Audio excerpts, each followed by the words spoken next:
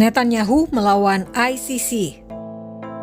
The outrageous decision by the ICC prosecutor, Karim Khan, to seek arrest warrants against the democratically elected leaders of Israel is a moral outrage of historic proportions. It will cast an everlasting mark of shame on the international court. Israel is waging a just war against Hamas, a genocidal terrorist organization that perpetrated the worst attack on the Jewish people since the Holocaust. Hamas massacred 1,200 Jews, raped Jewish women, burned Jewish babies, took hundreds hostage. Now, in the face of these horrors, Mr. Khan creates a twisted and false moral equivalence between the leaders of Israel and the henchmen of Hamas. This is like creating a moral equivalence after September 11th between President Bush and Osama bin Laden, or during World War II between FDR and Hitler. What a travesty of justice, what a disgrace. The prosecutor's absurd charges against me and Israel's defense minister are merely an attempt to deny Israel the basic right of self-defense. And I assure you of one thing, this attempt will utterly fail.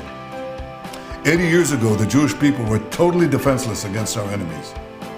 Those days are over. Now the Jewish people have a state, and we have an army to defend our state. Notwithstanding the blood libels Mr. Khan has leveled, Israel will continue to wage this war in full compliance with international law. We will continue to take unprecedented measures to get innocent civilians out of harm's way and to ensure that humanitarian assistance reaches those in need in Gaza. Mr. Khan also sets a dangerous precedent that undermines every democracy's right to defend itself against terror organizations and aggressors.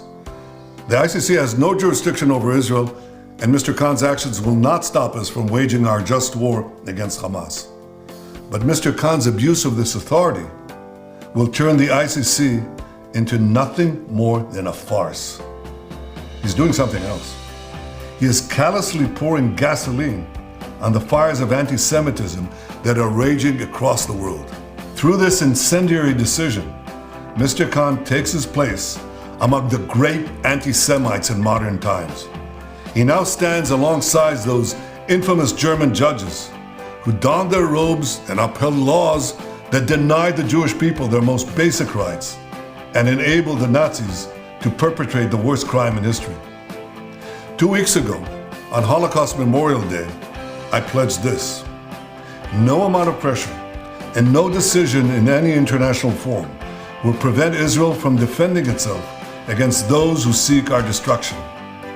To all the enemies of Israel, including their collaborators in The Hague, I renew that pledge today. Israel will wage our war against Hamas until that war is won, because never again is now. Salam damai dari Fakta Israel.